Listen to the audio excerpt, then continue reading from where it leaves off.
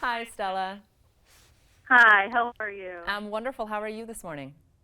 I'm great. I'm great. Thank you for this opportunity. Oh, thank you for having me. No problem. So I was very interested in the different points that you put together, the 6 tips that you Mm-hmm. put together. Mm-hmm. Now, do you believe that at this time, um, the influx of all the different types of media and just social input, all the information that we get, do you see more problems now than there used to be, just because we are so surrounded with information so readily available? You know, I don't really feel as if it's a problem. I feel like it's an opportunity because we do have Mm-hmm. so much information that's available to us. Now, I'm not saying that we can't get overwhelmed with all of these great opportunities. That's for sure not what I'm Right. saying. You know, because I mean, when you think about how many apps there are available for your phone, it is astonishing, right? So, how do you get through this plethora of opportunity, if you will? Well, the way Yes. for us to do it, to really kind of like take the anxiousness and the stress out of like all of these apps that we have to get through to figure out if they work for us or if we like them, is to figure out your Mm. goals and your needs. And then you can finally tailor all of your social media that you're going to use on your phone to fit your lifestyle and save you time so that you can reach those goals. Absolutely. I think that's great. Not all of us are fortunate to have someone like yourself that we could get help from. Oh, you're too kind. Well, I'm so glad to start here. You know, one of the big goals that a lot of people talked about in the Ipsos survey is being better connected to family and friends. And I'm sure that we all want to do Mm-hmm. that, right? Mm-hmm. And the app that they talked about is Facebook. And of course, Right. almost everyone uses Facebook. It's one of the top apps. They say that they have over 1.5 billion active monthly users, which is incredible. But when you think about Mm-hmm. Facebook as a communication tool, it's so robust. So you can not just update your status, you can post pictures, you can now post video, but this is the great thing. You know how Snapchat and Periscope were just making a lot of noise, especially last year? Yeah. Well, Facebook took notice, and now they're going to embed live feed into your status. So now you can actually have a Wow. live video feed where people will not just watch your video, but they can interact with it like they do in these other apps. So you don't have to go to a secondary, you don't have to go to a tertiary. It's all wrapped up into the app that people use most to communicate with each other.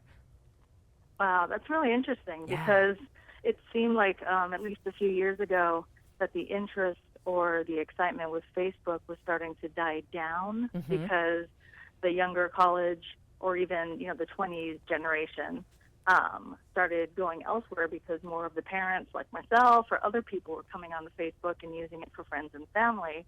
But now it seems like we're bringing it back to life. Yeah, exactly. I mean, Um, just having new technologies, just a little bit of an infusion will just bring the mhm. excitement back. So let's talk about Yeah, in the survey, absolutely. they also talked about, planning better, Yes. getting better organized, and also just learning new things, right? Because Hmm. even us as moms and working professionals, we're always hungry for something new. Like our brains always want something exciting. And Pinterest is Hmm. the app to go to for that because it's this amazing global catalog of ideas, right? And so pinners are Hmm. going through it every day to figure out something new they can try, be it like a cool fashion trend or even just learning a new skill like how to tie a bow tie for your son, or I use it to tie a bow tie for my dog, which is fabulous, Hmm. you know? But the study actually points to moms really loving Pinterest and using it to plan out family meals, while millennials Hmm. use it for fashion and fitness. Yeah, I found that very interesting when I saw that note for your tip. I found Hmm. it very interesting how different people use, or different generations, if you want to put it, use Pinterest for different reasons. Yeah, absolutely. And when you look at Pinterest, I mean, it really does inspire creativity and learning, right? With these easy, useful, everyday tips. But for a lot of Hmm. people, it's also a way to relax. I mean, don't you ever feel like you get lost sometimes looking at the status Oh, updates or absolutely. going through Pinterest and seeing these beautiful pictures so that you're actually planning and organizing like your dream vacation that you may not really have on the books yet, but you have started planning it because you've chosen these beautiful pictures, you've chosen these sites that you want to go to, and you've put them on a board so that they're visual and they're there, they're tangible, right?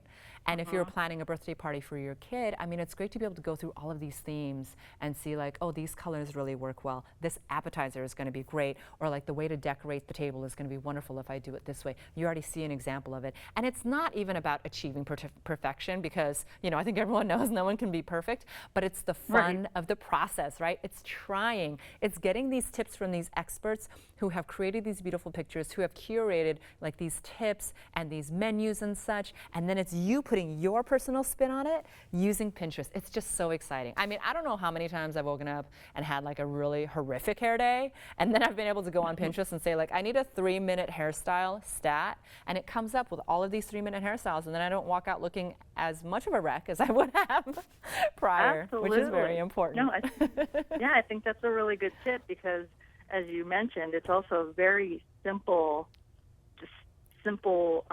tool to use. You can just plug in a few words, and because so many people feed Pinterest with their resourceful information, it's become this big, huge pool of information. Yeah. And it's easy to pin, like you're saying, and easy to get organized. And I find that my mind wanders. So I get like a train of thought, and then a friend of mine posts something, and I'm like, oh, I never thought of trying to cook chicken like that. And it really, you know, takes me down that rabbit hole as well. But it's very exciting. Yeah, it is very exciting. There are so many options open.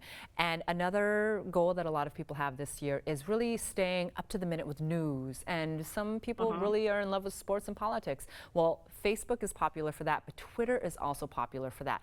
And the interesting thing about Twitter is, I know a lot of people hear about Twitter and they know it's 140 characters, but Twitter has evolved from this micro-blogging social network into this avenue for breaking news. I mean, and it's also even created this new type of reporting called citizen journalism, where we're actually hearing from people on the street about what's happening before it hits the regular news channels like radio or TV, right? And then even though it's hitting the radio and the TV, you're actually hearing from people, tweet pictures, you know, write about what they're feeling, what's actually going on. So you're getting all of these different angles of stories that are actually changing our world right now. It's incredible. We're so much more connected thanks to Twitter.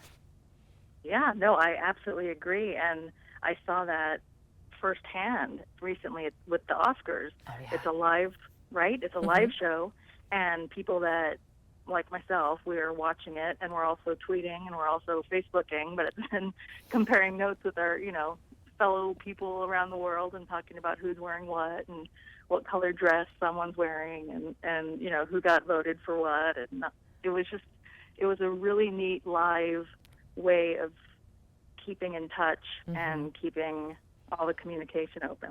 I love that. Yeah, it's amazing what one hashtag can do, isn't it? Yes. Now, well, let's go back to app overload, because you were speaking about that. And yes, there are so many apps out there. So, and I know we are always getting recommendations about downloading this app because it's going to be the great thing for this, downloading that app because it's going to save you so much here and there. So we have all of these apps that we're probably not even using, honestly, on our phone. So I always recommend that people take a day or maybe just a couple minutes and pick a day in the month or pick a day every 2 months, go into your phone and delete those apps, because as those apps are on your phone, they're taking up your memory, likely they're running in the background, they may be updating, and that's all affecting your phone's performance as well as battery life.